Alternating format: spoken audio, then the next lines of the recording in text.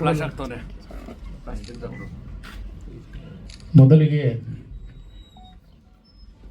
ಈ ಕಾರ್ಯಕ್ರಮಕ್ಕೆ ಆಗಮಿಸಿರ್ತಕ್ಕಂಥ ಮಾಧ್ಯಮ ಮಿತ್ರರಿಗೆ ಮತ್ತು ಕಲಾವಿದರಿಗೆ, ತಂತ್ರಜ್ಞರಿಗೆ ಹಾಗೂ ನಿರ್ಮಾಪಕರು, ನಿರ್ದೇಶಕರು ಆದಂಥ ನನ್ನ ಗುರುಗಳಾದ ಸಾಯಿ ಪ್ರಕಾಶ್ ಸರ್ ಅವರಿಗೆ ಮತ್ತು ಈ ಕಾರ್ಯಕ್ರಮವನ್ನು ಅದ್ಭುತವಾಗಿ ಆಯೋಜನೆ ಮಾಡಿರ್ತಕ್ಕಂಥ ನಮ್ಮ ನಾಗೇಂದ್ರ ಸರ್ ಅವರಿಗೆ ಎಲ್ರಿಗೂ ಅಭಿನಂದನೆಗಳನ್ನು ಸಲ್ಲಿಸುತ್ತಾ, ವಿಶೇಷವಾಗಿ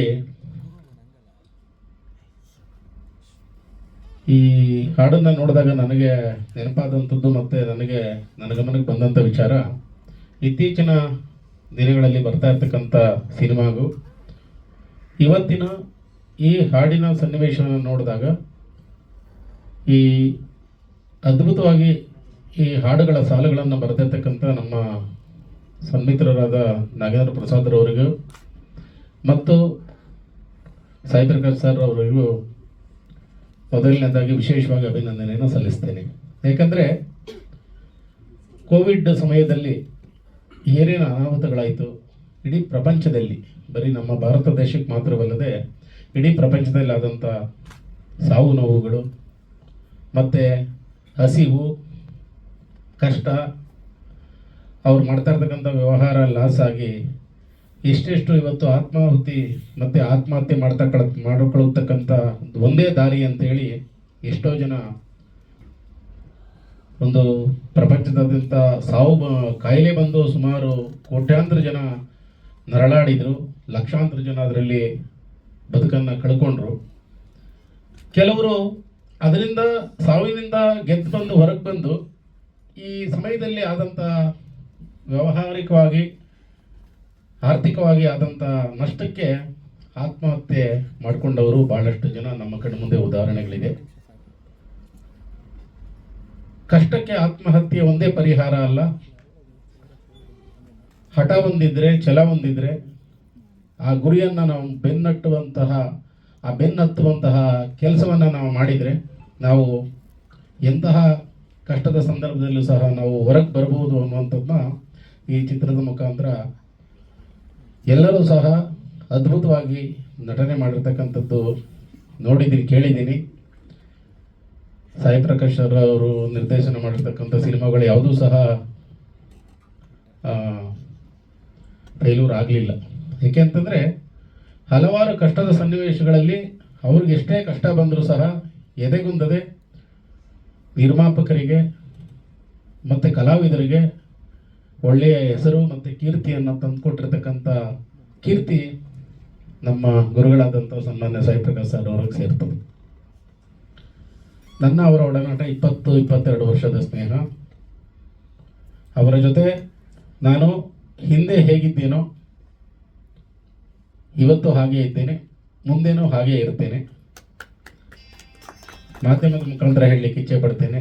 3 ವರ್ಷಗಳಿಂದ ನಮ್ಮದೊಂದು ಸಿನಿಮಾ ಮಾಡಬೇಕು ಅಂತ ನಾನು ಸಾಯಿ ಪ್ರಕಾಶ್ ಅವರು ಭಾಳಷ್ಟು ಸಾರಿ ಮಾತನಾಡಿ ಇದು ಮಾಡಿದ್ವಿ. ಈಗ ಅದಕ್ಕೊಂದು ಕಾಲ ಕೂಡಿ ಬಂದಿದೆ ಅಂತ ಹೇಳಲಿಕ್ಕೆ ಇಚ್ಛೆ ಪಡ್ತೇನೆ. ಸಾಯಿ ಪ್ರಕಾಶ್ ಸರ್ ಅವ್ರ ಜೊತೆ ನಾನಿವತ್ತೇನು ಎಷ್ಟೇ ನನ್ನ ಕೆಲಸ ಕಾರ್ಯದ ಒತ್ತಡಗಳು ಎಷ್ಟೇ ಇದ್ರೂ ಸಹ,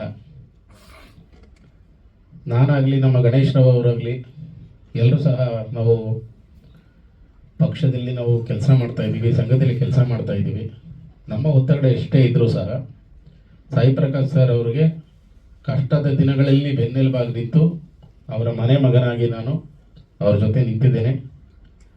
ಮುಂದೆಯೂ ಸಹ ನಿಮ್ಮ ಮಾಧ್ಯಮದ ಮುಖಾಂತರ ಹೇಳ್ತಾ ಇದ್ದೀನಿ, ಬರುವಾಗ ಬೆತ್ತಲೆ, ಹೋಗುವಾಗ ಬೆತ್ತಲೆ, ನಡುಮಧ್ಯದಲ್ಲಿ ಕತ್ತಲೆಯಾಗದೆ ಬೆಳಕಿನ ಜೀವನವನ್ನು ನಡೆಸಬೇಕು, ಮತ್ತೊಬ್ಬರಿಗೆ ಬೆಳಕಾಗಬೇಕು ಅನ್ನುವಂಥದ್ದು ನನ್ನ ಒಂದು ಆಶಾಭಾವನೆ. ನಾನು ಯಾವತ್ತೂ ಸಹ ನಾವು ಬರ್ಬೇಕಾದ್ರೆ ಏನನ್ನು ಹೊತ್ಕೊಂಡು ಬಂದಿಲ್ಲ, ಏನನ್ನು ತೆಗೆದು ಹೋಗೋದಿಲ್ಲ. ನಾವು ಕಷ್ಟದಲ್ಲಿದ್ದಂಥ ದಿನಗಳನ್ನು ಸಹ ಸಾಯಿ ಪ್ರಕಾಶ್ ಸರ್ ನೋಡಿದ್ದಾರೆ. ಇವತ್ತು ಉತ್ತಮ ಸ್ಥಿತಿಯಲ್ಲಿರುವಂಥ ದಿನವನ್ನು ಅವರು ನೋಡ್ತಾ ಇದ್ದಾರೆ.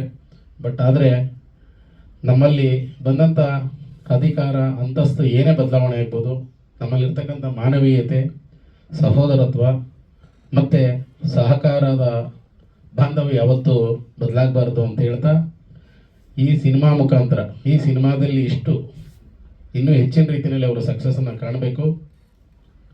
ಇವತ್ತು 105 ಸಿನಿಮಾ ಮಾಡುವಂಥದ್ದು ಅಂತಂದರೆ ತಮಾಷೆಯ ಮಾತಲ್ಲ. ಬಹಳ ಅದ್ಭುತವಾಗಿ ಈ ಸಿನಿಮಾ ಬಂದಿದೆ. ಎಲ್ಲ ಸಿನಿಮಾವನ್ನು ಸಹ ಕರ್ನಾಟಕದ ಪ್ರೇಕ್ಷಕರು, ಅದರಲ್ಲೂ ದಕ್ಷಿಣ ಭಾರತದ ಪ್ರೇಕ್ಷಕರು ಅವರ ಎಲ್ಲ ಸಿನಿಮಾವನ್ನು ಸಕ್ಸಸ್ ಮಾಡಿಕೊಟ್ಟಿದ್ದಾರೆ. ಈ ಸಿನಿಮಾ ಒಂದು ಸಕ್ಸಸ್ ಆಗಿ ಅವ್ರು ಎಷ್ಟೇ ಕಷ್ಟ ಇದ್ದರೂ ಸಹ ಅವರ ಮುಖದಲ್ಲಿ ನಗುಮುಖ ಅನ್ನುವಂಥದ್ದು ಯಾವತ್ತೂ ಎದ್ದು ಕಾಣಿಸುತ್ತೆ. ಯಾವತ್ತು ನಾನು ಕಷ್ಟದಲ್ಲಿ ಇದ್ದೀನಿ ಅನ್ನುವಂಥದ್ದನ್ನ ಅವ್ರು ತೋರಿಸ್ಕೊಂಡಿಲ್ಲ. ಅವ್ರೇನು ಕಷ್ಟಪಟ್ಟಿದ್ದಾರೆ, ಏನು ಕಷ್ಟಪಡ್ತಾ ಇದ್ದಾರೆ, ಅವರ ಆರ್ಥಿಕ ಪರಿಸ್ಥಿತಿ ಏನು, ಹೇಗೆ ಅನ್ನುವಂಥದ್ದು ನಾನು ಅವರ ಒಂದು ಮಗನ ಸ್ಥಾನದಲ್ಲಿ ನಿಂತು ನಾನು ಹೇಳಲಿಕ್ಕೆ ಇಚ್ಛೆ ಪಡ್ತೀನಿ. ಭಾಳ ಕಷ್ಟದ ದಿನಗಳಲ್ಲಿ ಅವರು ಭಾಳ ಕಷ್ಟವನ್ನು ಪಟ್ಟಿದ್ದಾರೆ. ಯಾವತ್ತೂ ಸಹ ಭಗವಂತ ಅವರನ್ನು ಕೈ ಬಿಟ್ಟಿಲ್ಲ, ನಾವು ಕೈ ಬಿಡೋದಿಲ್ಲ, ಕೈ ಬಿಟ್ಟಿಲ್ಲ ನಾನು ಸಹ. ಮುಂದೇನೋ ಅವ್ರ ಜೊತೆ ಇದ್ದು ಈ ಸಿನಿಮಾವು ಸಕ್ಸಸ್ ಆಗಲಿ. ಈ ಸಿನಿಮಾಗೆ ಏನು ಬೇಕು ನನ್ನಿಂದ ಅವ್ರು ಏನು ಸಹಕಾರ ಕೇಳ್ತಾರೆ, ನಾನೊಂದು ಸೇವೆ ಅಂತ ಮಾಡಲಿಕ್ಕೆ ನಾನು ಸಿದ್ಧ ಇದ್ದೇನೆ. ಮುಂದಿನ ದಿನಗಳಲ್ಲಿ ನಾನೊಂದು ಉತ್ತಮವಾದಂಥ ಚಿತ್ರವನ್ನು ಮಾಡಿ ನಿಮ್ಮೆಲ್ಲ ಮಾಧ್ಯಮದ ಮುಖಾಂತರ ನಿಮ್ಮೆಲ್ಲ ಸಹಕಾರದಿಂದ ಆ ಸಿನಿಮಾವು ಸಹ ಚೆನ್ನಾಗಾಗಲಿ ಅಂತ ನಿಮ್ಮ ಹಾರೈಕೆ ಮತ್ತು ಆಶೀರ್ವಾದ ಎಲ್ಲವೂ ಬೇಕು ಅಂತ ಕೇಳ್ಕೊಳ್ತಾ ಇದ್ದೀನಿ. ಧನ್ಯವಾದಗಳು. Thank you. ಧನ್ಯವಾದಗಳು ಸರ್. ಎಲ್ರಿಗೂ ನಮಸ್ಕಾರ. ಶಾಲೆಯ ದಿನಗಳಲ್ಲಿ ಸಾಯಿ ಪ್ರಕಾಶ್ ಅವರ ಸಾಲು ಸಿನಿಮಾಗಳನ್ನು ನೋಡಿಕೊಂಡು ಬೆಳೆದವನು ನಾನು. ತುಂಬ ಸಿನಿಮಾಗಳು. ಅಲ್ಲಿಂದ ಆಚೆ ಸಿನಿಮಾಗೆ ಬಂದಮೇಲೆ ನಮಗೆ ಸಹಜವಾಗಿ ಆಗ 90ರ ದಶಕದಲ್ಲಿ ಎಲ್ಲ ಅತಿರಥ ಮಹಾರಥ ನಿರ್ದೇಶಕರುಗಳು ಅಂದರೆ 16 ಸಿನಿಮಾಗಳನ್ನು ಸಕ್ಸಸ್ ಕೊಟ್ಟಂಥ ಭಾಳ ದೊಡ್ಡ ನಿರ್ದೇಶಕರುಗಳ ಸಾಲೆ ಇತ್ತು. ಅದು ಸಿದ್ಧಲಿಂಗಯ್ಯನವರಿಂದ ಹಿಡಿದು ಅನೇಕರವರೆಗೆ, ಡಿ ರಾಜೇಂದ್ರ ಬಾಬು ಅವರವರೆಗೆ ಎಲ್ಲ 20, 30, 40 ಸಿನಿಮಾಗಳು ಮಾಡಿದವರು. ಆಮೇಲೆಲ್ಲ ಅದ್ದೂರಿ 100 ಡೇಸ್ಗಳು, ಸಿಲ್ವರ್ ಜೂಬಿಲಿಗಳು ಕೊಟ್ಟಂಥ ನಿರ್ದೇಶಕರುಗಳು. ಸಾಯಿ ಪ್ರಕಾಶ್ ಅವ್ರ ಸಿನಿಮಾ ಒಂದಕ್ಕೆ ನಾನು ಬರೆದು ಬಿಟ್ರೆ ನಾನು ಒಬ್ಬ ಸಿನಿಮಾ ಗೀತ ರಚನೆಕಾರ ಆಗಿ ಗುರುತಿಸ್ಕೊಳ್ಳೋದ್ರಲ್ಲಿ ಡೆಫಿನೆಟ್ ಆಗಿ ಅದೊಂದು ಮೈಲ್ ಸ್ಟೋನ್ ನಮಗೆ. ಅದು ಅನೇಕ ನಿರ್ದೇಶಕರುಗಳ ಬಗ್ಗೆ ಅಂಥದ್ದೊಂದು ಕಲ್ಪನೆ ನಮಗೆ. ಅದು ಬಹಳಷ್ಟು ಏಳು ಬೀಳುಗಳ ನಂತರ ಒಂದೊಂದಾಗಿ ಒಬ್ಬೊಬ್ಬ ನಿರ್ದೇಶಕರು, ಒಬ್ಬೊಬ್ಬ ಕಲಾವಿದರ ಜೊತೆ ಕೆಲಸ ಮಾಡ್ತಾ ಸಾಯಿ ಪ್ರಕಾಶ್ ಸರ್ ಜೊತೆ ಕೂಡ ಕೆಲಸ ಮಾಡುವಂಥ ಅವಕಾಶ ಕೂಡ ಒದಗಿ ಬಂತು.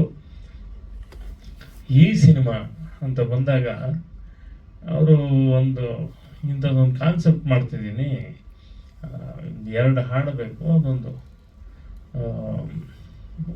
ಚಿಕ್ಕದಾಗಿ, ಅದೇನು ದೊಡ್ಡ ಕಮರ್ಷಿಯಲ್ ಸಿನಿಮಾನೂ ಅಲ್ಲ, ಅಂದರೆ ದೊಡ್ಡ ಕಮರ್ಷಿಯಲ್ ಆಗಿ ಆ್ಯಕ್ಷನ್ನು ಅದು ಆ ಥರದ್ದಲ್ಲ, ಒಂದು ಇಂಟ್ರೆಸ್ಟಿಂಗ್ ಸಬ್ಜೆಕ್ಟ್ ಅಂತೇಳಿ ಒಂದು ಲೈನ್ ಹೇಳೋದು ಇಂಥ ವಿಷಯ ಅಂತ.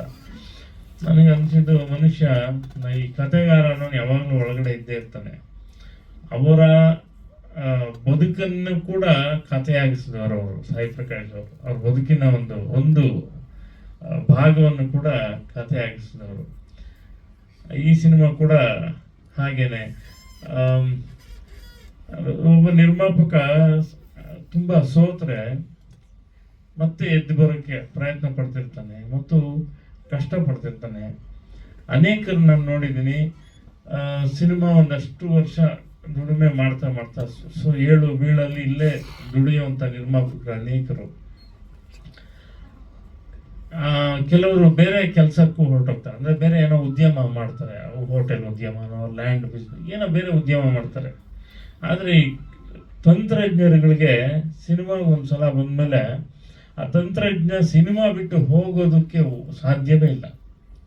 ಅತಿ ಅಪರೂಪ ಹಾಗೆ ತಂತ್ರಜ್ಞರು ಸಿನಿಮಾ ಬಿಟ್ಟು ಬೇರೆ ಮಾಡುವಂಥದ್ದು. ಅಂಥದ್ರಲ್ಲಿ ಸಾಯಿ ಪ್ರಕಾಶ್ ಅವರು 100 ಸಿನಿಮಾಗಳನ್ನು ದಾಟಿ ಅವರ ಎಲ್ಲ ಏಳು ಬೀಳುಗಳ ಮಧ್ಯೆ ಅವತ್ತಿನ ಮ್ಯೂಚುವಲ್ ಕ್ಯಾಮ್ರಾಯಿಂದ ಹಿಡಿದು ಇವತ್ತಿನ ಡಿಜಿಟಲ್ ಕ್ಯಾಮ್ರಾ ತನಕ ಅವರನ್ನು ಅವ್ರ ಸ್ಥಾನದಲ್ಲಿ ಭಾಳ ಗಟ್ಟಿಯಾಗಿ ನಿಲ್ಲಿಸ್ಕೊಂಡಿದ್ದಾರಲ್ಲ, ಇದು ನಿಜವಾದ ಅವರ ಹೋರಾಟ. ಆ ಹೋರಾಟಕ್ಕೆ ನಾವೆಲ್ಲ ಬೆಂಬಲಿಸಬೇಕು ಅಂತ. ಈ ಸಿನಿಮಾದ ಹಾಡುಗಳು ನೀವು ನೋಡಿದ್ರಿ ಈಗ, ಅದೇನು ಹಾಡು ಬ್ಯಾಕ್ಗ್ರೌಂಡಲ್ಲಿ ಬರುತ್ತೆ, ಆ ಪ್ರಪಂಚವನ್ನೇ ಮೆಟ್ಟಿ ನಿಂತ ಮಾನವ, ಅಸಾಧ್ಯಗಳನ್ನು ಸಾಧಿಸೋದು ಬಲ್ಲವ, ವೈಕಲ್ಯದಲ್ಲೇ ಒಂದು ಕೈವಲ್ಯ ಕಟ್ಟುವ, ಕೈ ಇಲ್ಲದೆ ಇದ್ರೂ ನಂಬಿಕೆ ಕಳ್ಕೊಳ್ಳೋದಿಲ್ಲ. ಹೀಗೆ ಅನೇಕ ಅಂದರೆ ಸಾವಿಗೆ ಮಾಡುವ ಧೈರ್ಯವನ್ನ, ಆತ್ಮಹತ್ಯೆ ಮಾಡ್ಕೊಳ್ಳಿಕ್ಕೆ ಮಾಡುವ ಧೈರ್ಯನ ಬದುಕಲಿಕ್ಕೆ ಮಾಡಬೇಕು ಅಂತ ಆ ನೆಲೆಯಲ್ಲಿ ಮಾಡಿರುವಂಥ ಹಾಡು. ಇನ್ನು ಭಯದ ಹಾಡು, ಈ ಹಾಡುಗಳು ಸಿನಿಮಾಗೆ ಸಹಕಾರಿಯಾಗಿದೆ, ಅವರ ಕತೆಗೆ ಪೂರಕವಾಗಿದೆ. ಕಿರಿಯ ಎಲ್ಲ ಕಲಾವಿದರು ಇದ್ದಾರೆ. ಜಯಸಿಂಹ ಅವರು, ಮತ್ತು ನಮ್ಮ ತನುಜ ಅವರು, ಗಂಬರ್ ಕೃಷ್ಣ ಅವರು, ಶ್ರೀನಿವಾಸ ಮೂರ್ತಿ ಅವರು, ಪದ್ಮಾ ವಸಂತಿ ಅವರು, ನಮ್ಮ ಕೆ ಸರ್ಕರ್ ಅವರು, ಹೀಗೆ ಒಂದು ದೊಡ್ಡ ತಾರಾ ಬಳಗ, ಶಶಿಕುಮಾರ್ ಅವರಿಂದ ಹಿಡಿದು ಅಂದರೆ ಸಾಯಿ ಪ್ರಕಾಶ್ ಸರ್ ಸಿನಿಮಾಗಳಲ್ಲಿ ಹಿಂದೆ ಅಭಿನಯಿಸಿದಂಥ ಒಂದು ದೊಡ್ಡ ಕಲಾವಿದರ ಪಡೆನೇ ಈ ಸಿನಿಮಾದಲ್ಲಿದೆ. ಸಿನಿಮಾ ಕಂಟೆಂಟು ಇಂಥದ್ದೊಂದು ಕಂಟೆಂಟು ಬದುಕನ್ನ ಯಾವಾಗಲೂ ನಾನು ಅಂದ್ಕೋತೀನಿ, ಹಾಡುಗಳು ಅಥವಾ ಸಿನಿಮಾ ಜನರ ಜೀವನದಲ್ಲಿ ಏನಾದರೂ ಒಂದು ಸಣ್ಣ ಬದಲಾವಣೆ, ಸಮಾಜದಲ್ಲಿ ಒಂದು ಸಣ್ಣ ಬದಲಾವಣೆಯನ್ನು ತರಲಿಕ್ಕೆ ಸಾಧ್ಯ ಆದರೆ ಅದು ದೊಡ್ಡ ಸಕ್ಸಸ್ ಅಂತ. ಎಷ್ಟು ಕಮರ್ಷಿಯಲ್ ಆಗಿ ಸಕ್ಸಸ್ ಆಗುತ್ತೋ ಅದ್ರ ಜೊತೆಗೆ ಆ ಸಿನಿಮಾ ಮಾಡಬೇಕಾದ ಕೆಲಸ ಏನು ಸಮಾಜಕ್ಕೆ, ಆ ಕೆಲಸ ಮಾಡಿದ್ರೆ ಅದು ದೊಡ್ಡ ಸಕ್ಸಸ್ ಅಂತ. ಈ ಸಿನಿಮಾ ಅಂಥದ್ದೊಂದು ಕೆಲಸವನ್ನು ಮಾಡುತ್ತೆ, ಅನೇಕರ ಜೀವನವನ್ನ ತಿದ್ದುವ ಕೆಲಸ ಮಾಡುತ್ತೆ ಅನ್ನುವ ಭರವಸೆಯ ಜೊತೆ ಶುಭವಾಗಲಿ ಅಂತ ಹಾರೈಸ್ತೀನಿ. ಇಡೀ ತಂಡಕ್ಕೆ ಒಳ್ಳೆಯದಾಗಲಿ. ನಮಸ್ಕಾರ. ಧನ್ಯವಾದಗಳು. ಎಲ್ರಿಗೂ ನಮಸ್ಕಾರ. ವೇದಿಕೆ ಮೇಲಿರುವ ನಮ್ಮ ನೆಚ್ಚಿನ ಗುರುಗಳಾದ ಸಾಯಿ ಪ್ರಕಾಶ್ ಅವರ ವಂದಿಸ್ತಾ, ಹಾಗೂ ವೇದಿಕೆ ಮೇಲೆ ಎಲ್ಲ ಕಲಾವಿದರು, ತಂತ್ರಜ್ಞರು ಹಾಗೂ ಎಲ್ಲ ಮಾಧ್ಯಮ ಮಿತ್ರರಿಗೆ ಧನ್ಯವಾದಗಳನ್ನು ತಿಳಿಸ್ತಾ, ಈ ಸಿನಿಮಾದಲ್ಲಿ ನಂದೊಬ್ಬ ವಿಲನ್ ಪಾತ್ರ, ಆ ಹೀರೋಯಿನ್ ತಂದೆ. ಆಬ್ವಿಯಸ್ಲಿ ಹೀರೋಯಿನ್ ತಂದೆ ಸಾಹುಕಾರ ಆಗಿದ್ದಾಗ ಹೀರೋ ಬಡವಾಗಿರೋದು ಎಲ್ಲರೂ ನಾರ್ಮಲ್ ಕಥೆನೆ. ಆದರೂ ಕೂಡ ಅದರಲ್ಲಿ ಏನು ಟ್ವಿಸ್ಟ್ ಇದೆ ಅನ್ನೋದನ್ನ, ಅವರಿಬ್ಬರಿಗೆ ಮದುವೆ ಆಗುತ್ತಾ ಇಲ್ವಾ ಅಥವಾ ಏನು ತೊಂದರೆ ಆಗುತ್ತೆ ಅವ್ರಿಗೆ, ಅದೆಲ್ಲವನ್ನ ಸಿನಿಮಾದಲ್ಲಿ ನೋಡಿ ಅದ್ರ ಬಗ್ಗೆ ತಾವು ರಿವ್ಯೂ ಕೊಡಬೇಕು ಅಂತ ಕೇಳ್ಕೊಳ್ತೀನಿ. ತೊಂದರೆ ಮಾಡೋ ತಂದೆ, ಹುಡುಗಿಯ ತಂದೆ. ಹೌದೌದು. ಹಾಗೆ ಈ ಸಿನಿಮಾ ನಿಮಗೆಲ್ಲ ಗೊತ್ತಿರೋ ಹಾಗೆ ಕೋವಿಡ್ ಸಮಯದಲ್ಲಿ ಪ್ರಾರಂಭ ಆಗಿ ಕೋವಿಡ್ ಸಮಯದಲ್ಲೇ ಮುಕ್ತಾಯ ಆಗಿ ನಿಂತಿತ್ತು. ನಿಮಗೆಲ್ಲ ಗೊತ್ತಿರೋ ಹಾಗೆ ಕೋವಿಡ್ ಸಮಯದಲ್ಲಿ ಹಲವಾರು ಮೃತದೃಶ್ಯರು ಪ್ರಾಣವನ್ನು ಕಳ್ಕೊಂಡ್ರು. ಕೆಲವು ಬಂಡರು ಅದರಿಂದಾನೇ ದುಡ್ಡು ಮಾಡ್ಕೊಂಡ್ರು, ಕೋವಿಡ್ ಇಂದಾನೆ. ಸೊ ಇದೆಲ್ಲವನ್ನ ಕ್ರೋಢೀಕರಿಸಿದಾಗ ಏನಾಗುತ್ತೆ ಅಂದ್ರೆ, ಈ ಸಿನಿಮಾ ನ್ಯಾಯವಾಗಿದ್ರೆ ಎಷ್ಟು ತೊಂದರೆ ಆಗುತ್ತೆ, ಅನ್ಯಾಯವಾಗಿದ್ರೆ ಯಾವ ಥರ ದುಡ್ಡು ಸಂಪಾದನೆ ಮಾಡೋದಕ್ಕೂ ಒಂದು ದಾರಿಯನ್ನ ತೋರಿಸ್ಕೊಟ್ಟಿದೆ. ಜೊತೆಗೆ ಸಾಯಿ ಪ್ರಕಾಶ್ ಅವರು ನಿಮಗೆಲ್ಲ ಗೊತ್ತಿರೋ ಹಾಗೆ ಸುಮಾರು ಮೂರು ಶೆಡ್ಯೂಲಲ್ಲಿ ಒಂದು ದಿನಕ್ಕೆ ಮೂರು ಸಿನಿಮಾಗಳನ್ನ ನಿರ್ದೇಶನ ಮಾಡ್ತಾ ಇದ್ದಂಥ ಖ್ಯಾತ ನಿರ್ದೇಶಕರು. ಇವರು ಒಂದು ಸಿನಿಮಾ ಅನೌನ್ಸ್ ಮಾಡಿದ್ರೆ ಒಂದು 150-200 ಜನ ಕಲಾವಿದರು ಫೋನ್ ಮಾಡಿ ಕೇಳ್ತಾರೆ ಅವ್ರಿಗೆ, ನಮಗೊಂದು ಚಾನ್ಸ್ ಕೊಡಿ, ನಾವು ಮಾಡಬೇಕು. ತಂತ್ರಜ್ಞರು ಕೇಳಬಹುದು ಅಥವಾ ಬೇರೆ ಯಾರ್ಯಾರು ಕೇಳಬಹುದು. ಅದು ಇವತ್ತು ನಮ್ಮ ತಂಡದಲ್ಲಿ ಎಷ್ಟು ಜನ ಕಲಾವಿದರು ಇದ್ದಾರೆ ಅವರೆಲ್ಲರಿಗೂ ಮೆಸೇಜ್ ಕೊಡ್ತಾರೆ, ಈ ಥರ ಸಿನಿಮಾ ಪ್ರೆಸ್ ಮೀಟ್ ಇದೆ, ಪ್ರಚಾರಕ್ಕೆ ಬರಬೇಕು ಅಂತ. ಯಾಕೋ ಯಾರು ಕಲಾವಿದರು ಅಷ್ಟೊಂದು ಸ್ವಯಂ ಪ್ರೇರಣೆಯಿಂದ ಬರ್ತಾ ಇಲ್ಲ. ಇದೇನಪ್ಪ ಅಂದ್ರೆ, ಸಿನಿಮಾ ಮಾಡುವಾಗ ಚಾನ್ಸ್ ಕೇಳ್ಕೊಂಡ್ ಬರೋ ಒಂದು ಇಂಟ್ರೆಸ್ಟು ಸಿನಿಮಾ ಮುಗಿದ ಮೇಲೆ ಅದನ್ನ ಪ್ರಮೋಷನ್ ಮಾಡ್ಬೇಕನ್ನೋ ಇಂಟ್ರೆಸ್ಟ್ ಕೆಲವು ಕಲಾವಿದರಿಗಿಲ್ಲ. ದಯವಿಟ್ಟು ಆ ಕಲಾವಿದರು ಯಾರಿಗೂ ಹೆಸರು ಹೇಳ್ತಾ ಇಲ್ಲ ನಾನು, ಯಾರೇ ಆಗಲಿ ಈ ಸಿನಿಮಾದಲ್ಲಿ ಮಾಡಿರೋ ಕಲಾವಿದರು ಇದಕ್ಕೆ ತಕ್ಕ ಹಾಗೆ ಪೂರಕವಾಗಿ ಸಿನಿಮಾಗೆ ಬಂದು ಪ್ರಮೋಷನ್ ಮಾಡಿದ್ರೆ, ಒಂದು ಸಿನಿಮಾ ಸಾಯಿ ಪ್ರಕಾಶ್ ಅವ್ರ ಸಿನಿಮಾ ಗೆದ್ರೆ 10 ಸಿನಿಮಾ ಮಾಡುವಷ್ಟು ಕೆಪಾಸಿಟಿ ಅವ್ರಿಗಿದೆ. ಅವ್ರು ಬರೀ ಸಿನಿಮಾ ಬಿಟ್ರೆ ಬೇರೆ ಏನೂ ಗೊತ್ತಿಲ್ಲ. ಅವ್ರು ಮಾಡಿರ್ತಕ್ಕಂಥ 105 ಸಿನಿಮಾಗಳಲ್ಲಿ 95% ಸಕ್ಸಸ್ ರೇಟ್ ಸಿನಿಮಾಗಳು ಕೊಟ್ಟಿದ್ದಾರೆ. ಅವ್ರು ಬೇರೆ ಯಾವ್ದಾದ್ರು ಬಿಸ್ನೆಸ್ ವ್ಯವಹಾರ ಮಾಡಿದ್ರೆ ಇವತ್ತು ಸುಮಾರು ಕಾಂಪ್ಲೆಕ್ಸ್ಗಳನ್ನ ಕಟ್ಕೊಂಡು ಆರಾಮಾಗಿ ತಿಂಗಳಿಗೆ ಲಕ್ಷಾಂತರ ಬಾಡಿಗೆ ತಗೊಂಡು ಜೀವನ ಮಾಡ್ಕೊಂಡು ಇರ್ಬೋದಾಗಿತ್ತು ಅವರು. ಆದ್ರೆ ಸಿನಿಮಾ ಬಿಟ್ಟು ಬೇರೆ ಏನು ಮಾಡಿಲ್ಲ ಅವರು. ಅಂಥ ಮನುಷ್ಯ ಇವತ್ತು ಒಂದು ಸಿನಿಮಾ ಮಾಡಿ ರಿಲೀಸ್ಗೋಸ್ಕರ ಎಷ್ಟು ಕಷ್ಟಪಡ್ತಾ ಇದ್ದಾರೆ ಈ ವಯಸ್ಸಲ್ಲಿ ಅಂದ್ರೆ ಅದ್ರ ಜೊತೆಲಿರೋ ಮಾತ್ರ ಗೊತ್ತಾಗುತ್ತೆ, ಬೇರೆ ಯಾರು ಅಷ್ಟೊಂದು ಗೊತ್ತಾಗಲ್ಲ ಅದು. ಅಂತ ಒಬ್ಬ ಹಿರಿಯ ಜೀವನಿಗೆ ನಾವೆಲ್ಲರೂ ಸಪೋರ್ಟ್ ಮಾಡಬೇಕು. ನಮ್ಮ ತಂಡದ ಕಲಾವಿದರೆಲ್ಲರೂ ಕೈ ಜೋಡಿಸಿ ಕೇಳ್ಕೊಳ್ತಾ ಇದ್ದೀನಿ, ಇಂಥ ಸಿನಿಮಾ ಪಾಪ ಅವರು ಒಂದು ಮೆಸೇಜ್ ಹಾಕಿದಾಗ ದಯವಿಟ್ಟು ಸ್ವಯಂ ಪ್ರೇರಣೆಯಿಂದ ಸ್ವಇಚ್ಛೆಯಿಂದ ಬಂದು ಈ ಸಿನಿಮಾಗೆ ಸಪೋರ್ಟ್ ಮಾಡಿ, ಈ ಸಿನಿಮಾನ ಪ್ರಚಾರ ಮಾಡಿ, ಈ ಸಿನಿಮಾನ ಗೆಲ್ಲಿಸಿ ಅಂತ ನಿಮ್ಮ ಮಾಧ್ಯಮದ ಮುಖಾಂತರ ಕೇಳ್ಕೊಳ್ತೀನಿ. ಸಾಯಿ ಪ್ರಕಾಶ್ ಅವರು ಈ ಸಿನಿಮಾ ಬರೀ ಒಂದು ಆತ್ಮಹತ್ಯೆನ ತಡೆಗಟ್ಟೋ ನಿಟ್ಟಿನಲ್ಲಿ ಮಾಡಿರ್ತಕ್ಕಂಥ ಸಿನಿಮಾ. ಬಹುಶಃ ಅವರು ನಿಜ ಜೀವನದಲ್ಲೂ ಕೂಡ ಈ ವಯಸ್ಸಿಗೆ ಸುಮಾರು 125 ಬಾರಿ ರಕ್ತವನ್ನ ದಾನ ಮಾಡಿ ಕರ್ನಾಟಕ ಸರ್ಕಾರದ ಪ್ರಶಸ್ತಿ ಕೂಡ ಅವರು ಪಡೆದಿದ್ದಾರೆ. 125 ಸರಿ ದಾನ ಮಾಡಿದ ರಕ್ತನ, ಅಂದ್ರೆ ವರ್ಷಕ್ಕೆ ಇವಾಗ 75 ವರ್ಷ, ಅವರಿಗೆ 60 ವರ್ಷಕ್ಕೆ ಮಾತ್ರ ಸ್ಟಾಪ್ ಮಾಡ್ತಾರೆ. ಸೊ ವರ್ಷಕ್ಕೆ 2 ಸಾರಿ ಅವರು ರಕ್ತದಾನ ಮಾಡಿ ಇವತ್ತು ಆ ದಾಖಲೆಯನ್ನ ಮುರಿದಿದ್ದಾರೆ. ಕರ್ನಾಟಕದಲ್ಲಿ ಬಹುಶಃ ಅವರೊಬ್ಬರೇ ಅಂತ ಕಾಣಿಸ್ತದೆ ಅಷ್ಟೊಂದು ದಾನ ಮಾಡಿರ್ತಕ್ಕಂಥವ್ರು. ಅವರು ಪೀಕ್ ಟೈಮಲ್ಲಿ ಇದ್ದಾಗಲೂ ಕೂಡ ಸುಮಾರು 16 ಸಿನಿಮಾ ಮಾಡೋ ಸಮಯದಲ್ಲೂ ಕೂಡ ಅವರ ಬರ್ತ್ಡೇಗೆ ಒಂದು ಹೆಲ್ತ್ ಕ್ಯಾಂಪ್ನ ಮಾಡ್ತಾ ಇದ್ರು, ರಕ್ತದಾನ ಶಿಬಿರವನ್ನ ಮಾಡ್ತಾ ಇದ್ರು. ಅಂದ್ರೆ ಅವರು ಆ ಪೀಕಲ್ಲಿ ಇದ್ದಾಗ ಅವಶ್ಯಕತೆ ಇರಲಿಲ್ಲ ಅವ್ರಿಗೆ, ಆದರೂ ಕೂಡ ಸಾಮಾಜಿಕ ಕಳಕಳಿ ಇಟ್ಟು ಅವರು ಈ ಒಂದು ರಕ್ತದಾನವನ್ನ ಮಾಡಿ ಸಮಾಜಕ್ಕೆ ಒಂದು ಮಾದರಿಯಾಗಿದ್ರು. ಹಾಗೆ ರಾಜು ಅವರು ಮತ್ತೆ ನಮ್ಮ ಸಂಬಂಧ ಸುಮಾರು 25 ವರ್ಷದ ಗೆಳೆತನ ಇದೆ. ನನ್ನ ಸಿನಿಮಾ ಮಾಡಿದಾಗ ಕೂಡ ಸಿನಿಮಾಗೆ ಬಂದು ಸಪೋರ್ಟ್ ಮಾಡಿದ್ರು, ತುಂಬ ಹೃದಯದಿಂದ ನಮ್ಮ ಸಿನಿಮಾಗೆ ಹಾರೈಸಿದ್ರು. ಈ ಸಿನಿಮಾ ಕೂಡ ಅದೇ ತರ ತಾವು ಕೈ ಹಿಡಿತಾರೆ ಅಂತ ನಾನು ಭಾವಿಸ್ತೀನಿ. ಮತ್ತೆ ಈ ಚಿತ್ರಕ್ಕೆ ಶುಭವಾಗ್ಲಿ, ಆದಷ್ಟು ಬೇಗ ಚಿತ್ರ ರಿಲೀಸ್ ಆಗಿ ಚಿತ್ರತಂಡಕ್ಕೆ ಮತ್ತೆ ನಿರ್ಮಾಪಕರಿಗೆ ಎಲ್ರಿಗೊಂದು ಒಳ್ಳೆ ಹೆಸರು ಬರಲಿ ಅಂತ ಹಾರೈಸ್ತಾ, ಗುರುಗಳೇ ಒಳ್ಳೇದಾಗ್ಲಿ. ಧನ್ಯವಾದಗಳು. ಧನ್ಯವಾದಗಳು ಗಣೇಶ್. ಇರ್ತಕ್ಕಂಥ ಎಲ್ಲ ಗಣ್ಯರಿಗೂ ನಮಸ್ಕಾರ.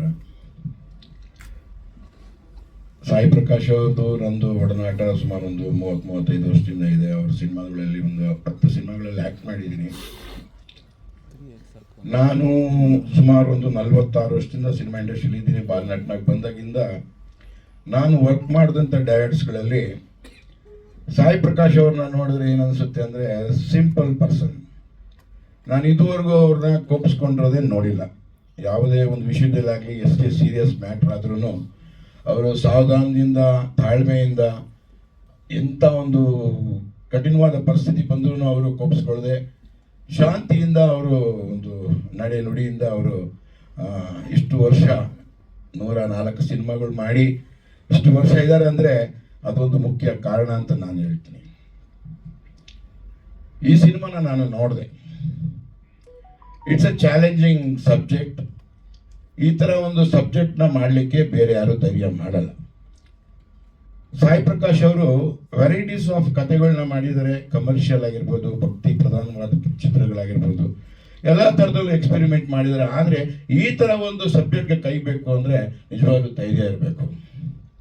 ಅವರೇ ನಿರ್ದೇಶಕರಾಗಿ, ನಿರ್ಮಾಪಕರಾಗಿ ಒಂದು ಸಿನಿಮಾ ಮಾಡಿದ್ದಾರೆ ಅಂದರೆ ನಿಜಕ್ಕೂ ಎಕ್ಸ್ಟ್ರಾರ್ಡಿನರಿ, ಅಂದರೆ ಒಂದು ಟ್ಯಾಲೆಂಟ್ ಇದೆ. ಆ ಒಂದು ಎಕ್ಸ್ಟ್ರಾರ್ಡಿನರಿ ಧೈರ್ಯದಿಂದನೇ ಈ ಸಿನಿಮಾ ಮಾಡಿದ್ದಾರೆ. ನಾನು ಈ ಸಿನಿಮಾ ನೋಡಿದೆ, ತುಂಬ ಚೆನ್ನಾಗಿ ಮೂಡ್ ಬಂದಿದೆ. ಅವರು ಕ್ಯಾಪ್ಟನ್ ಆಗಿ ಎಲ್ಲ ಕ್ಷೇತ್ರದಲ್ಲೂ ತುಂಬ ಚೆನ್ನಾಗಿ ಒಂದು ವರ್ಕ್ ತಗೊಂಡಿದ್ದಾರೆ. ಒಂದು ಎಡಿಟಿಂಗ್ ಆಗಿರ್ಬೋದು ಅಥವಾ ಒಂದು ಡೈಲಾಗ್ ಆಗಿರ್ಬೋದು. ನಾನು ನೋಡಿದಾಗ ಈ ಸಿನಿಮಾದಲ್ಲಿ ಎಲ್ಲ ಕಲಾವಿದರು, ಆಲ್ಮೋಸ್ಟ್ ಆಲ್ ಎಲ್ಲ ಕಲಾವಿದರು, ಒಂದು ಸಣ್ಣ ಪಾತ್ರ ಮಾಡಿರುವಂಥ ಕಲಾವಿದನು ಉತ್ತಮವಾದಂಥ ಒಂದು ಅಭಿನಯ ಕೊಟ್ಟಿದ್ದಾರೆ. ತುಂಬ ಒಂದು ಮೆಚ್ಚುಗೆ ನನಗಾಯಿತು. ತುಂಬ ಇಂಟ್ರೆಸ್ಟಿಂಗ್ ಆಗಿ ಸಿನಿಮಾ ನೋಡಿದಾಗ ಪ್ರತಿ ಒಂದು ಕ್ಯಾರೆಕ್ಟರ್ನು ತುಂಬ ಚೆನ್ನಾಗಿ ಆ್ಯಕ್ಟ್ ಮಾಡಿದ್ದಾರೆ. ಆಮೇಲೆ ಎಸ್ಪೆಷಲಿ ಡೈಲಾಗು, ಈ ಸಿನಿಮಾದಲ್ಲಿ ಡೈಲಾಗು ಮಧು ಅವರು ಅನ್ಸುತ್ತಲ್ಲ, ಮಧು ಅವರು ತುಂಬ ಎಕ್ಸ್ಟ್ರಾರ್ಡಿನರಿ ಆಗಿ ಬರೆದಿದ್ದಾರೆ. ಆ ಕತೆಗೆ ಏನು ಪೂರಕವಾಗಿ ಏನು ಬೇಕು ಸಂಭಾಷಣೆ ಅದನ್ನು ಬರೆದಿದ್ದಾರೆ.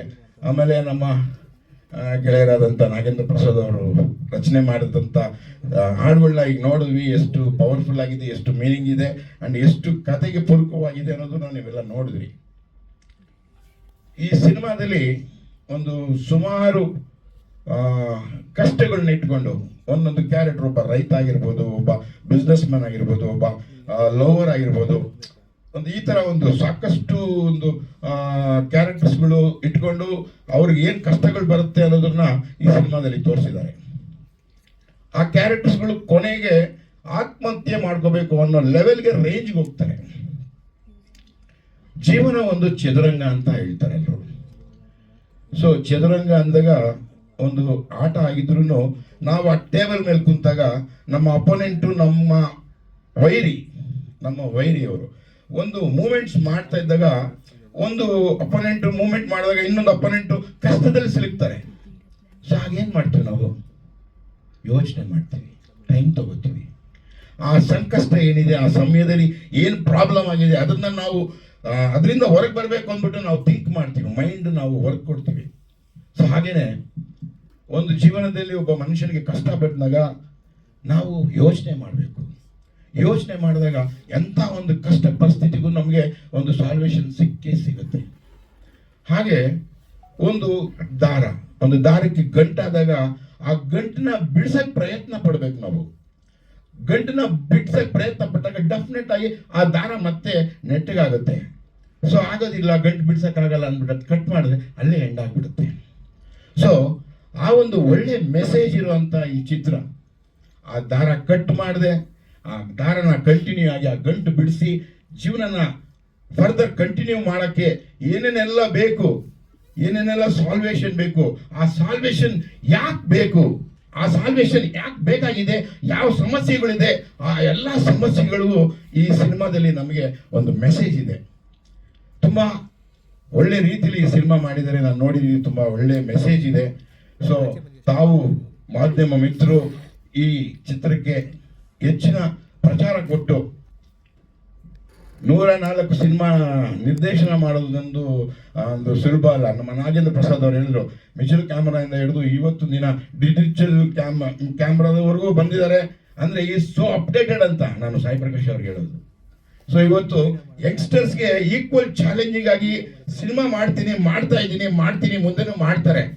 ಸೊ ಆ ರೀತಿಲಿ ಇರಬೇಕಾದ್ರೆ ಸೊ ತಾವುಗಳೆಲ್ಲರೂ ಅವ್ರಿಗೆ ಸಾಕಷ್ಟು ಎಂಕರೇಜ್ ಮಾಡಬೇಕು, ಸಾಕಷ್ಟು ಸಪೋರ್ಟ್ ಮಾಡಬೇಕು, ಒಂದು ಒಳ್ಳೆ ರೀತಿಲಿ ಸಿನಿಮಾಗೆ ಪ್ರಚಾರ ಕೊಡಬೇಕು ಅಂತ ನಾನು ತಮ್ಮಲ್ಲಿ ಕಳಕಳಿಯಾಗಿ ಬೇಡ್ಕೊತೀನಿ. ಈ ಸಿನಿಮಾ ಒಳ್ಳೇದಾಗಲಿ. ನಮ್ಮ ಸಾಯಿ ಪ್ರಕಾಶ್ ಅವರು 105 ಸಿನಿಮಾಗಳು ಮಾಡಿದ್ದಾರೆ, ಇನ್ನೂ 150ನೇ ಸಿನಿಮಾವರೆಗೂ ಮಾಡಲಿ. ಅವರು ಕೊನೆ ಕಾಲದವರು ಸಿನಿಮಾದಲ್ಲಿ ಇರಲಿ, ಸಿನಿಮಾ ಡೈರೆಕ್ಷನ್ ಮಾಡಲಿ ಅಂತ ನಾನು ಹಾರೈಸ್ತಾ ಈ ಚಿತ್ರತಂಡಕ್ಕೆ ಈ ಸಿನಿಮಾಗೆ ಒಳ್ಳೇದಾಗಲಿ ಅಂತ ನಾನು ಹಾರೈಸ್ತೀನಿ. ಜೈ ಹಿಂದ್, ಜೈ ಕರ್ನಾಟಕ ಮಾತೆ. ಎಲ್ಲರಿಗೂ ನಮಸ್ಕಾರ. ಸಾಯಿ ಪ್ರಕಾಶ್ ಸರ್ ಅಂದರೆ ಒನ್ ಎಟರ್ನಲ್ ಫ್ಲೇಮ್ ಇನ್ ಫಿಲ್ಮ್ ಇಂಡಸ್ಟ್ರಿ. ಇವಾಗ ಜೊತೆಗೆ ನಾಗೇಂದ್ರ ಪ್ರಸಾದ್ ಸರ್ ಇದ್ದಾರೆ.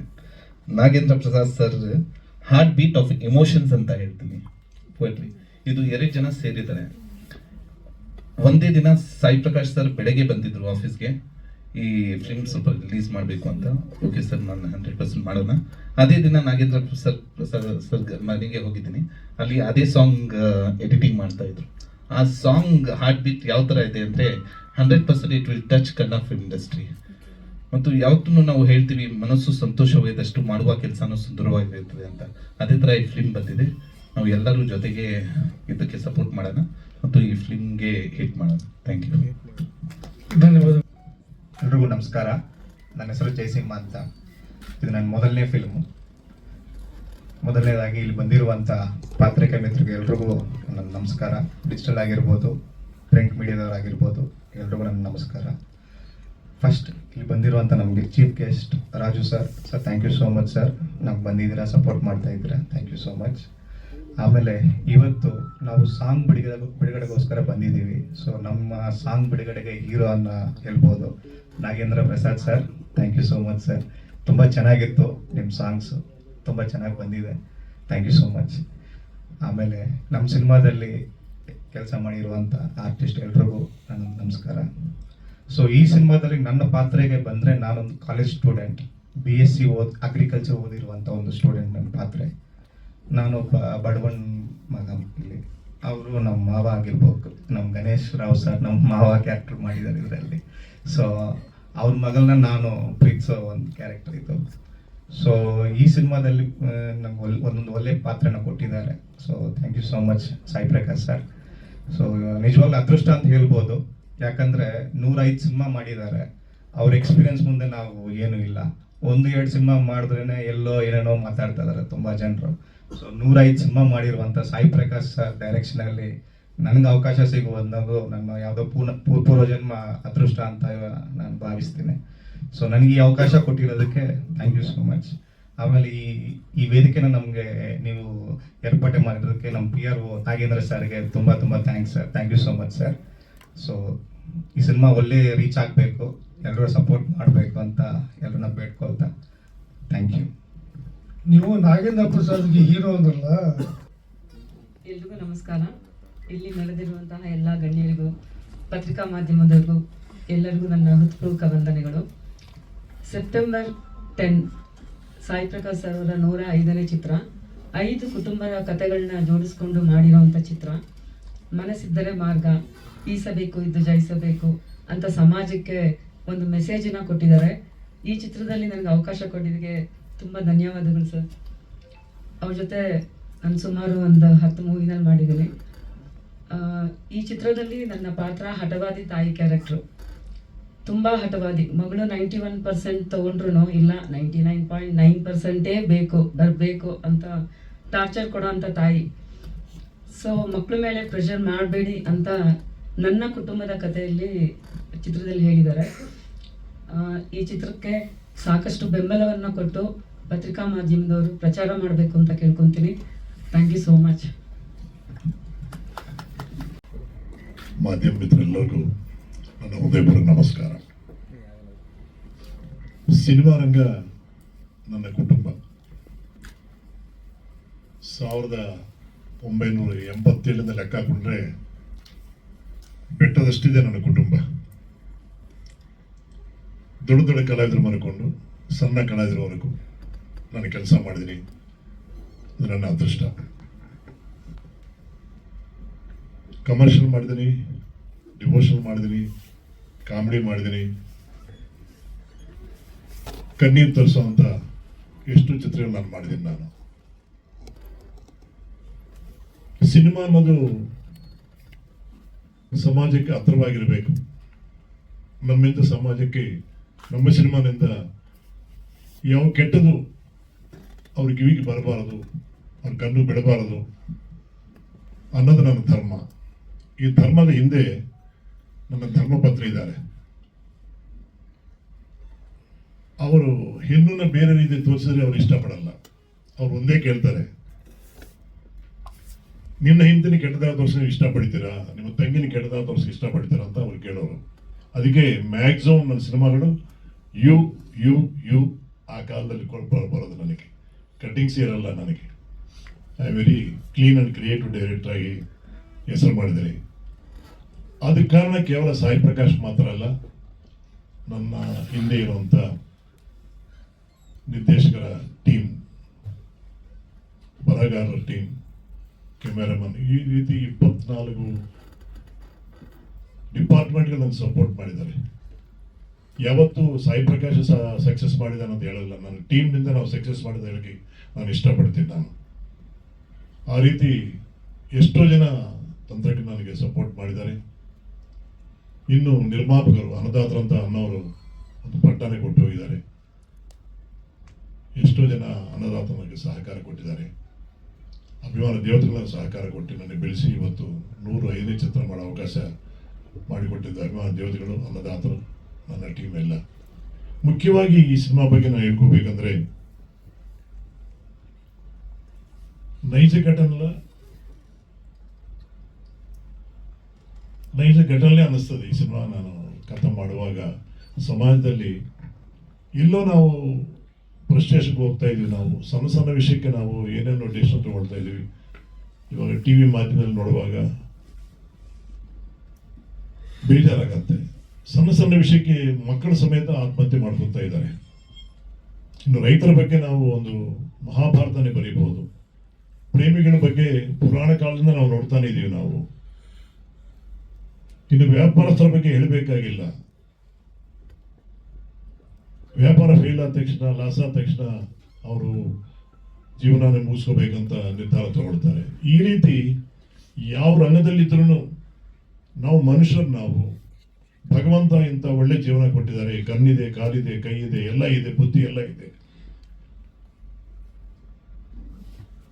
ಕಣ್ಣಿಲ್ದವರು, ಕಾಲಿಲ್ದವರು, ಕೈ ಇಲ್ದವರು ಎಷ್ಟೆಷ್ಟು ಸಾಧನೆ ಮಾಡಿದ್ದಾರೆ. ಇದೇ ಸನ್ನಿವೇಶವನ್ನು ನಾನು ನಾಗೇಂದ್ರ ಪ್ರಸಾದ್ ಹತ್ರ ಡಿಸ್ಕಸ್ ಮಾಡಿದ್ದೀನಿ. ನಾನು ನಾಗೇಂದ್ರಜಿ, ನಾವು ಸಮಾಜಕ್ಕೆ ಒಂದು ಸಂದೇಶ ಕೊಡಬೇಕು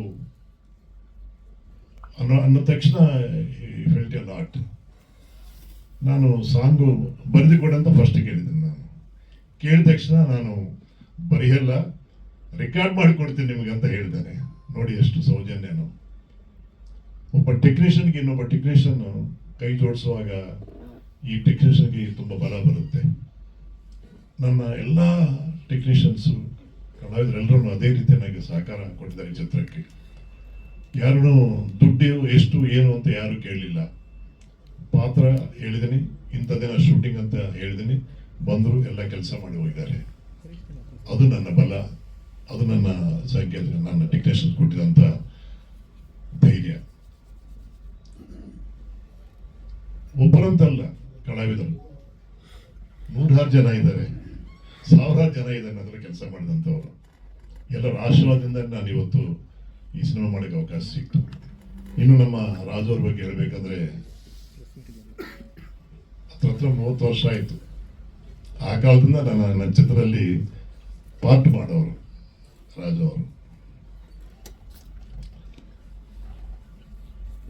ಇವಾಗ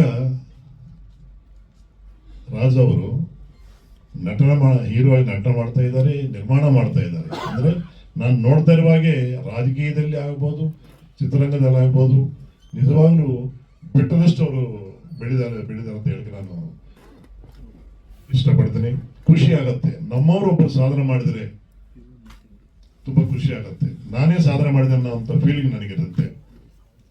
ಕರೋನಾ ಟೈಮ್ನಲ್ಲಿ ನನಗೆ ಮಾತ್ರ ಅಲ್ಲ, ಚಿತ್ರರಂಗದಲ್ಲಿ ಎಷ್ಟೋ ಜನಕ್ಕೆ ನೇರವಾಗಿ ಸಪೋರ್ಟ್ ಮಾಡಿದ್ದಾರೆ.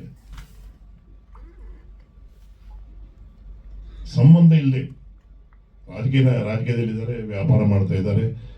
ಒಂದು ಟೀಮ್ ರೆಡಿ ಮಾಡಿಸಿ ಯಾರು ಕಷ್ಟದಲ್ಲಿ ಚಿತ್ರರಂಗದಲ್ಲಿ ಅಂತ ನೇರವಾಗಿ ಅವರು ಸಹಾಯ ಮಾಡಿದಂಥದ್ದು ನಾನು ಕನ್ನಡ ನೋಡಿದ್ದೀನಿ.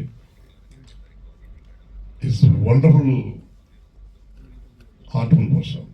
ನಾನು ಮೊಬೈಲ್ನಲ್ಲೇ ಹಾರ್ಟ್ಫುಲ್ ರಾಜನ್ನ ಅಂತ ಫೀಡ್ ಮಾಡ್ಕೊಂಡಿದ್ದೇನೆ ನಾನು. ಯಾಕಂದ್ರೆ ಸಂಪಾದನೆ ಮಾಡಿದ ದೊಡ್ಡದಲ್ಲ, ಸಂಪಾದನೆ ಮಾಡಿದಲ್ಲ ನನ್ನಿಂದ ಈ ಬೇರೆಯವ್ರಿಗೆ ಉಪಯೋಗ ಆಗ್ಬೇಕಂತ ಅವ್ರ ಬಾಯಿನಿಂದಾನೇ ಬಂತು. ಬರುವಾಗ ಹೋಗುವಾಗ ಬೆತ್ತಲೆ, ಮಧ್ಯದಲ್ಲಿ ಏನು. ನಿಜವಾಗ್ಲೂ ರಾಜಣ್ಣ, ನೀವು ತುಂಬಾ ಸಾಧನೆ ಮಾಡಿದಿರಿ. ಆಸ್ತಿ ಅಂತಷ್ಟು ಬೇಕಷ್ಟಿದೆ, ಬಟ್ ಸರ್ವಿಸನು ಅದಕ್ಕಿಂತ ಒಂದು ಅಂಗುಳ ಜಾಸ್ತಿನೇ ಮಾಡಿದಿರಿ. ತುಂಬಾ ಖುಷಿ ಆಗತ್ತೆ. ಯಾರಾದ್ರೂ ಸರಿ ಕಷ್ಟದಲ್ಲಿರುವಾಗ ಕೈ ಯಾರು ಜೋಡಿಸ್ತಾರೋ ಅವರು ಹೃದಯವಂತರು, ದೇವರ ಸಮಾನ ಅಂತ ಹೇಳ್ತೀವಿ. ಆಶೀರ್ವಾದ ಇಷ್ಟು ತುತ್ತು ಅನ್ನ ಕೊಟ್ಟರೆ ದೇವರಾಗಿ ನೀವು ಅನ್ನ ಕೊಟ್ಟಿರಿ ಅಂತ ಹೇಳ್ತೀವಿ ನಾವು. ಅವ್ರ ಮನೆ ಕೊಡಬೇಕಾಗಿಲ್ಲ, ₹1 ಹಣ ಕೊಡಬೇಕಾಗಿಲ್ಲ, ನಾವಿದೀವಿ ಅನ್ನೋದು ಮಾತು ಸಾಕು. ಆ ಮಾತಿನಿಂದಲೇ ದೇವರು ಕೊಟ್ಟದಂಗೆ ಆದಮೇಲೆ 12 ಸಿನಿಮಾ ನಾನು ನಿರ್ದೇಶನ ಮಾಡಿದ್ದೀನಿ. ನಾನು ಪುನಃ ನಾನು ನಿರ್ಮಾಣ ಮಾಡುವಂಥ ಸ್ಟೇಟಸ್ ನಾನು ಬಂದಿದ್ದೀನಿ. ನಾಗೇಂದ್ರ ಪ್ರಸಾದ್ ಹೇಳ್ತಾರ, ಭಯ ಬಿದ್ರೂ ಭಯ ಬಿಡಬೇಡ, ಭಯ ಬೇಡ, ಬೇಕಾಗಿಲ್ಲ, ಧೈರ್ಯ ತಗೋ. ಎಸ್, ಆ ಧೈರ್ಯದಿಂದಾನೇ ಇವತ್ತು ನಾನು ಸೆಪ್ಟೆಂಬರ್ 10 ನಾನು ಸಿನಿಮಾ ಮಾಡಿದ್ದೀನಿ. ಭಯ ಇದ್ರೆ ದೇವ್ರು ಕೊಡ್ದಂಗೆ ಆತ್ಮ ನನಗೆ ಕಾಣಿಸ್ತಾ ಇರಲಿಲ್ಲ. ನನಗೆ ಧೈರ್ಯ ಇದೆ. ಆ ಧೈರ್ಯ ನನ್ನ ಟೀಮ್ ನನಗೆ ಕೊಡ್ತು. ನನ್ನ ಇಷ್ಟಪಡೋರು ಕೊಟ್ಟಿದ್ದಾರೆ. ಇವತ್ತು ನನ್ನ ಇಷ್ಟಪಡೋರು ತುಂಬ ಜನ ಇದ್ದಾರೆ. ಫಸ್ಟ್ ಪ್ರಿವ್ಯೂ ನಮ್ಮ ದೊಂಬರಕೃಷ್ಣ ಅರಸ್ ಅವರು ಡಾಕ್ಟರ್ ರಾಘವನ್ ಇನ್ವೈಟ್ ಮಾಡಿದ್ದಾರೆ, ವಿಜಯನಗರ ನರ್ಸಿಂಗ್ ಹೋಮ್ ಡಾಕ್ಟರ್ ಅವರು. ಅವ್ರ ಸಿನಿಮಾ ನೋಡಿದ ತಕ್ಷಣ ಒಂದೇ ಹೇಳಿದ್ದಾರೆ, ಸಾಯಿ ಪ್ರಕಾಶ್ ಈ ಸಿನಿಮಾ ರಿಲೀಸ್ ಆಗಲೇಬೇಕು, 10 ಜನ ನೋಡಲಿ, ಅದರಲ್ಲಿ ಒಬ್ಬರು ಆತ್ಮಹತ್ಯೆ ಮಾಡ್ಕೊಳ್ಳಿಲ್ಲ ಅಂದರೆ ನೀವು ಸಕ್ಸಸ್ ಅಂತ ಅವ್ರು ಹೇಳಿದ್ದಾರೆ. ನನ್ನ ಡಾಕ್ಟ್ರಿಗೆ ಯಾಕೆ ತೋರಿಸಿದಂದ್ರೆ ಇದ್ರ ಬಗ್ಗೆ ಒಳ್ಳೆ ನಾಲೆಡ್ಜ್ ಇರುತ್ತೆ, ದೊಡ್ಡ ಹಾಸ್ಪಿಟ್ಲ್ ಇದೆ ಅವರಿಗೆ, ದೊಡ್ಡ ಟೀಮ್ ಇದೆ ಅವರಿಗೆ.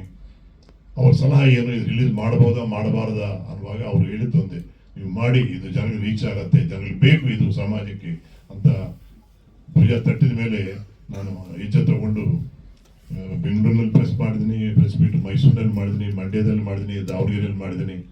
ಈಗ ನೆಕ್ಸ್ಟು ಹುಬ್ಳಿ, ಚಿತ್ರದುರ್ಗ, ಗಂಗಾವತಿ, ಈ ರೀತಿ ಎಲ್ಲ ಕಡೆ ನಾನು ಪ್ರೆಸ್ ಮೀಟ್ ಮಾಡಿಕೊಂಡು, ಯಾಕಂದರೆ ನನಗೂ 4 ವರ್ಷ ಗ್ಯಾಪ್ ಬಂತು. ಸಾಯಿ ಪ್ರಕಾಶ್ ಹೋದರೆ ಎಲ್ಲರೂ ನನ್ನ ದಾವಣಗೆರೆ ದೇವಸ್ಥಾನದಲ್ಲಿ ಶಾಮನೂರು ಶಿವಶಂಕರಪ್ಪ ಅವರು ಪೋಸ್ಟರ್ ಬಿಡುಗಡೆ ಮಾಡಿ ಕೊಟ್ಟಿದ್ದಾರೆ. ಅವರು ದೇವಸ್ಥಾನಕ್ಕೆ ಬಂದು 6 ತಿಂಗಳಾಯ್ತಂತೆ. ಜನ ಗುರುವಾರ ಕಾರ್ನಲ್ಲಿ ಬಂದು ಆ ದೇವರ ನಮಸ್ಕಾರ ಮಾಡಿಕೊಂಡು ಹಾರದಾದ್ಮೇಲೆ ಹಂಗೆ ಹೋಗ್ತಾರಂತೆ. ಏನೋ ಗೊತ್ತಿಲ್ಲ, ಮೆಟ್ಲೆಲ್ಲ ಇದೆ, ಹತ್ಕೊಂಡು ನಡ್ಕೊಂಡು ಬಂದು ದೇವರ ಹತ್ರ ಕೂತ್ಕೊಂಡು ಪೋಸ್ಟರ್ ಬಿಡುಗಡೆ ಮಾಡಿ ಕೊಟ್ಟಿದ್ದಾರೆ. ಅಂದರೆ ಇವತ್ತು ಬರ್ತ್ಡೇ, 95th ಬರ್ತ್ಡೇ ಇವತ್ತು.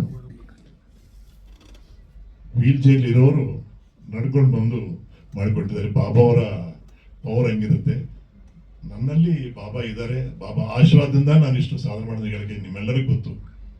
ಸಾಯಿಬಾಬಾ ಪಿಕ್ಚರ್ ಮಾಡಿದ್ದೀನಿ, ಸಾಯಿಬಾಬಾ ಭಕ್ತರಾಗಿ ನಾನು ಬದುಕ್ತಾ ಇದ್ದೀನಿ.